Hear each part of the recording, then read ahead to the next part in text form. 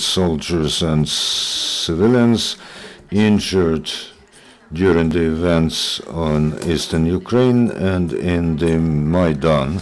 And the speakers are Krystina, Waler, Director of Humanitarian Initiatives at the Canada-Ukraine Foundation, Ulyana Suprun, Director of Humanitarian Initiatives at the Ukrainian World Congress and Director at NGO Zahyst, patriotiv, Fishchuk, Project Underwent in Ukraine, the Ukrainian Canadian Foundation, and Eduard Malovanyi, patient who underwent surgery in May 2015 during the second mission of Canadian doctors.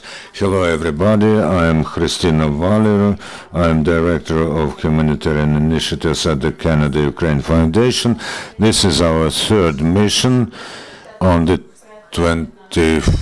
from the 4th of October to the 1st of November. We'll be in Kiev. We will operate in the Central Military Hospital, doing reconstruction surgery for those who were wounded in the war in the East, in the war with Russia. And we are performing operations on upper limbs.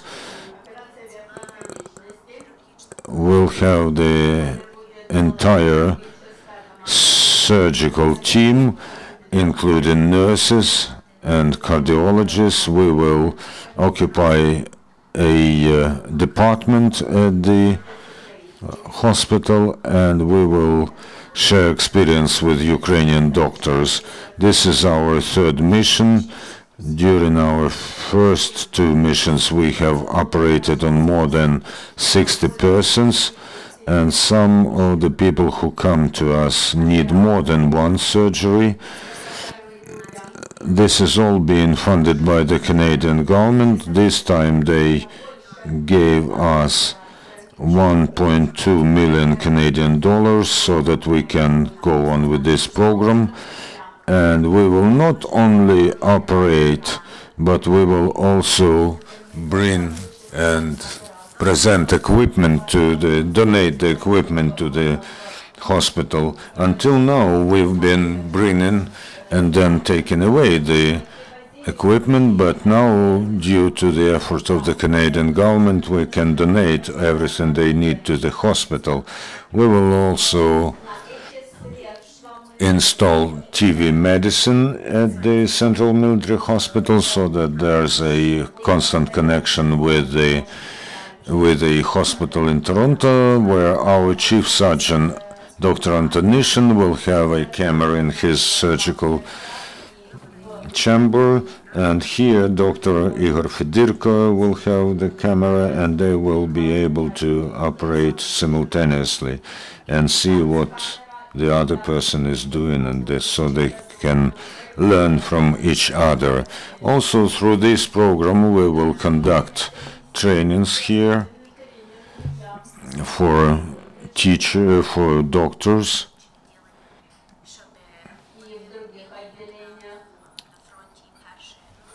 so that they know how to provide first surgical help at the front line, and Dr. Ulyana Suprun will tell you more about this. And now I invite our former patient, Eduard Malovanyi, who was operated a year ago, and then we also operated on him in May, so that he tells us how he underwent these operations. Good afternoon, I am Eduard Malovanyi. I am a corporal of the Kievska Rus battalion. On the 15th of August last year, I was wounded by a sniper, and the bullet hit me in the face. On the 17th of August, I was operated on by Igor Fedorko with his other doctors. And then I underwent rehabilitation. However, then I needed another surgery to reconstruct the work of the jaw and other functions. Then the first mission came from Canada. I am very grateful that they came and operated on me. And they made me better because they had equipment, they had surgical tools. My central nerve was damaged, as well as the main cerebral system, nerve, facial system.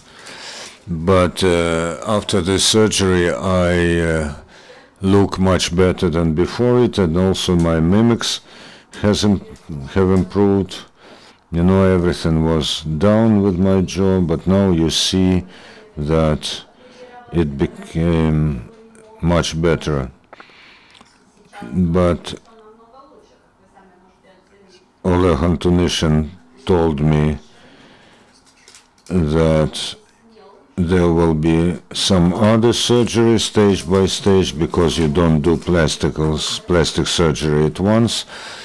You understand that you have to do this gradually. God help us. And also I wish you success and inspiration, and I'm very, very much grateful for your work. The only thing I would like to say is that our ministry meets our Canadian partners halfway, and we need this to continue with the use for us, for our fighters who have been wounded seriously. Thank you. So all the surgery for fighters are free for the wounded fighters. We are working in conjunction with the Ministry of Defense. They are paying for quite a lot themselves, and whatever they cannot pay for comes from the Canadian government. And we are now looking for patients all over Ukraine. Some of the patients go home with such wounds, and they do not know that there's an opportunity to get free surgery additionally. And now the coordinator of the project, Roman Fishchuk, will tell us how the patients can contact us. Good afternoon, I'm Roman Fishchuk. I'm a coordinator of this project in Ukraine, and one of the reasons of today's briefing is to make people know, those who are wounded during Maidan and during the events in the East, so that they hear about this and contact us for help.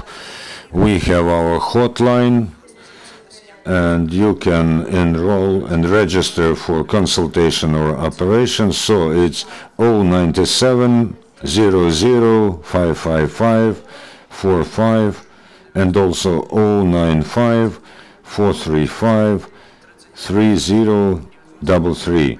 So we are looking for patients who have wounds in their face and also damaged skulls. We're talking about microsurgery of the bones and also of the arm. Maybe you know someone who was wounded several months ago, so that in order to conduct restoration operations, we need people who are in a stable condition, not the ones who were wounded recently, who may have got already surgery but need additional surgery. So you can contact us on these phone lines, and Eduard is a bright example. He will be operated on for the third time. This means that he is satisfied with the results of the first two operations, and he's prepared to undergo another surgery to get the results. So it's 097 00 555 45 and 095 435 3033. Thank you. And now I give the floor to Ulyana Suprun, who is the Director of Humanitarian Initiatives of the World Congress of Ukrainians, and she is a head of the NGO Zahyst patriotiv. Hello, I am Ulyana Suprun.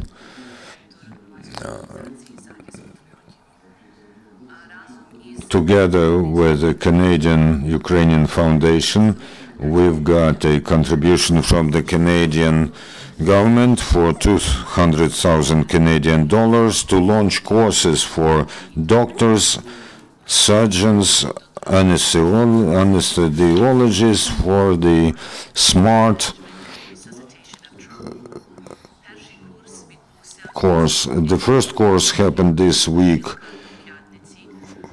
from Monday to Friday. 24 civilian doctors underwent the course, and there were also 5 military doctors.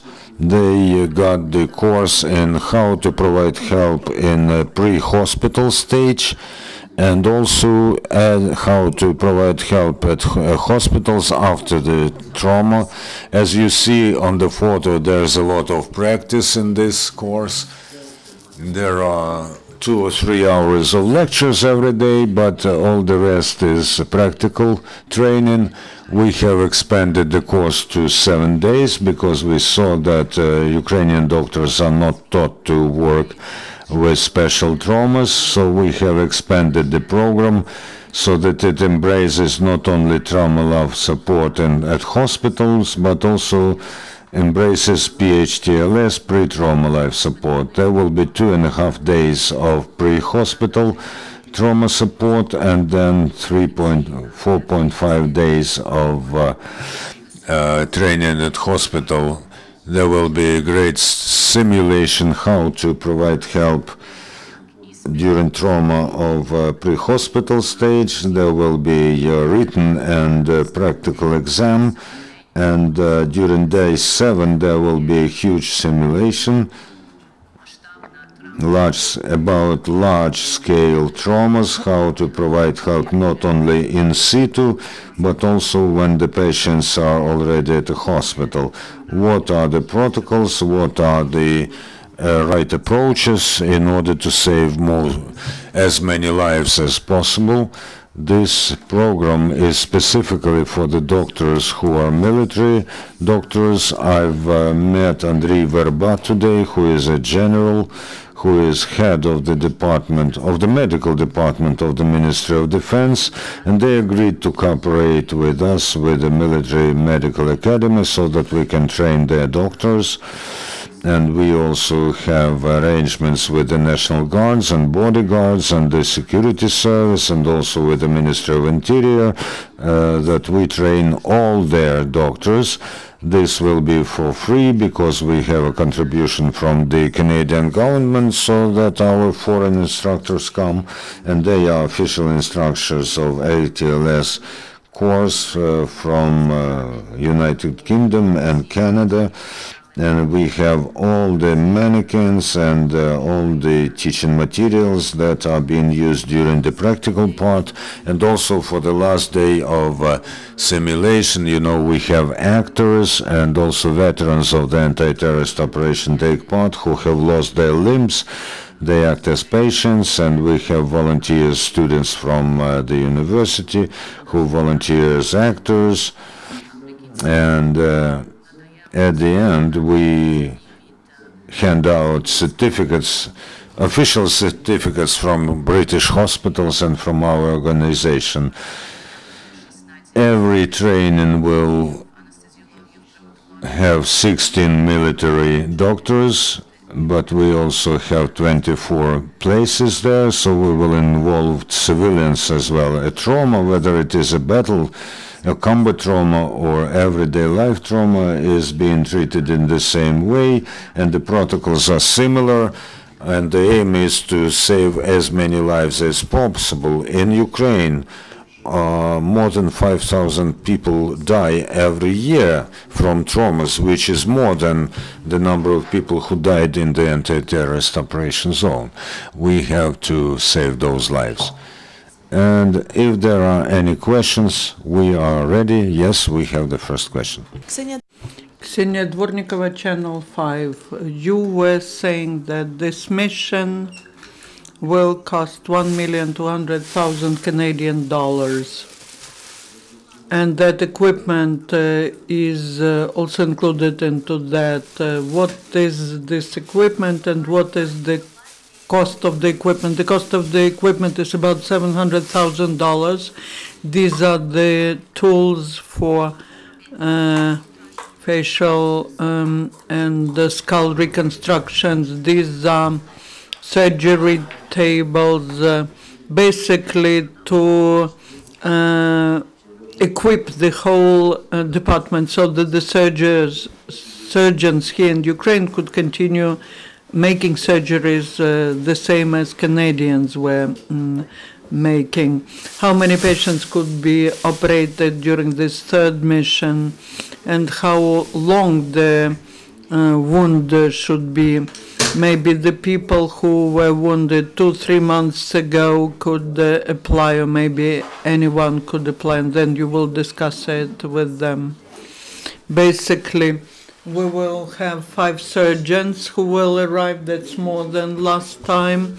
We do hope that we can make 30-40 surgeries a week like we were making it last time. Depends on the trauma, on the wound. Last time we had 1 surgery that lasted for 14 hours. If there will be many patients like that, then we will not be able to make as many surgeries. As to patients, they should recover from the first wound so that there's no swelling. Could you join? And even if the wound is fresh, because today someone called last week, a soldier was wounded. We are planning another mission in February. If they are not operated now, then we can plan it for February.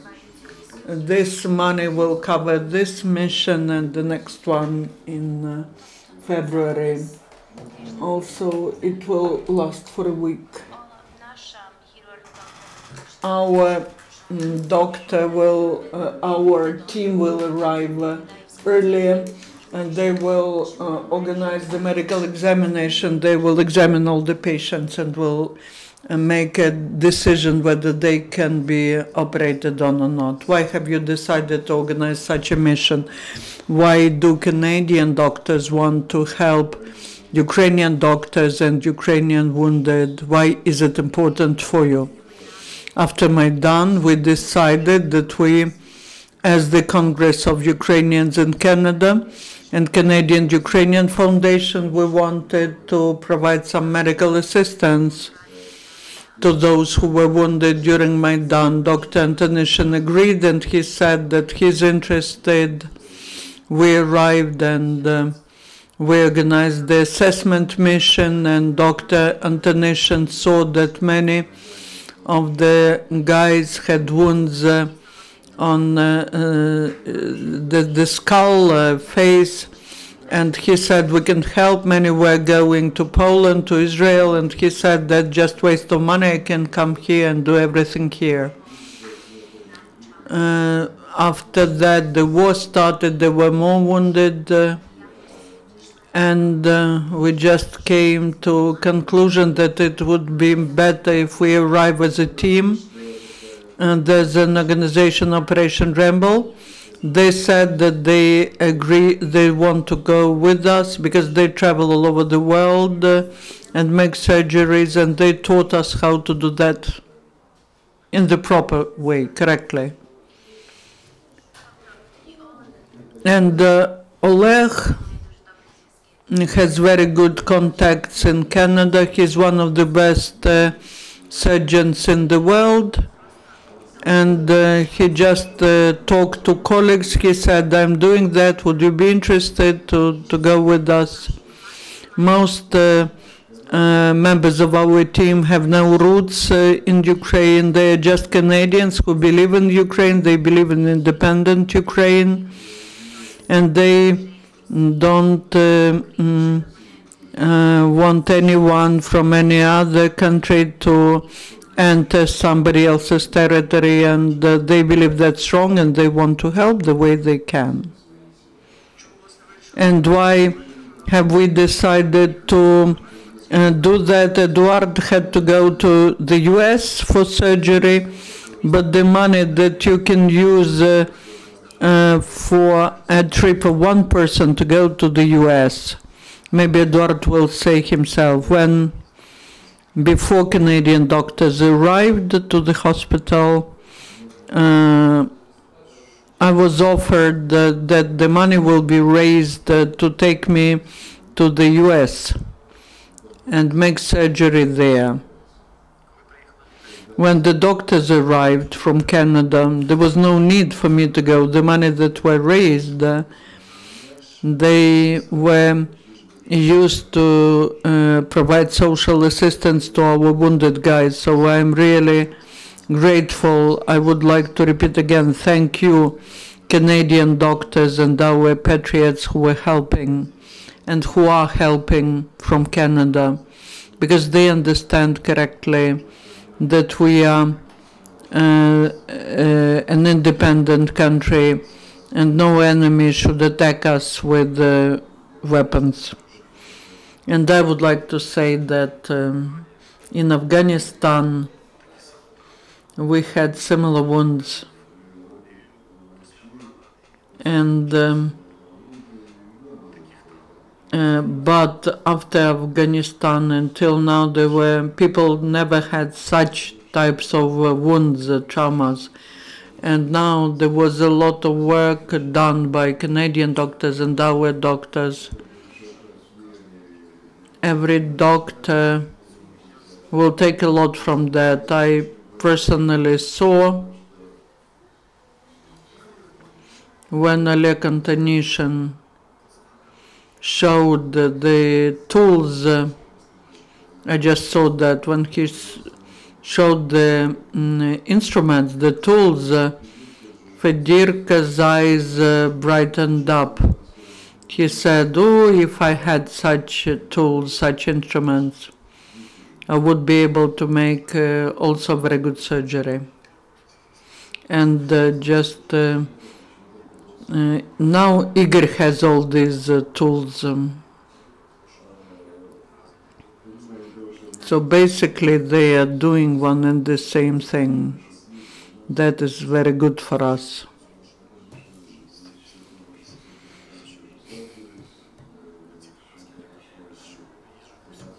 All these Canadian doctors, they travel all over the world. And thanks to that, our doctors will learn how to do that. Thank you. I would like to add that is useful for our doctors as well in Ukraine. Basically, there are such types of wounds that in Canada doctors do not see that. That is a big practice, and it's like also education for our doctors, because our doctors also learn. And one more question. It will be from me to Ulyana. Could you say a little bit about training of doctors? How many doctors were involved? How many of them were civilian? How many of them were military? Were these doctors from one city? Are you planning to organize more trainings like that? That was the first course was last week. We had 17 civilian doctors, others were military, 22. The first course was like a pilot program. We wanted to see is there an interest and whether doctors like it. The first one was at invitation. We invited doctors from the hospital number 17, from the First Aid Hospital, from military hospitals, and some people from the Institute of Neurosurgery and Anesthesiology. The doctors liked that. They said they have never seen such a course in Ukraine. Those who were going to the abroad, they were saying that they said the level of some Western courses, or even better, the course that our British colleagues developed, that's unique program for Ukraine, so that there's more practice than lectures, and there are more teaching of protocols than in ATLS. But our colleagues British realized that in Ukraine the doctors do not know much about pre-hospital assistance. So for the next 4 courses that will take place in the end of November, and then there will be one in January and one in March, we will invite 16 military doctors and 8 civilian doctors. We will again be inviting doctors, but those who are interested could write to us on Facebook or on our website. Thank you. We would like to thank you for your presentation and for all your work, for your help to Ukrainians, to those who were wounded in Maidan and Ato. Thank you. Our next topic is also on public health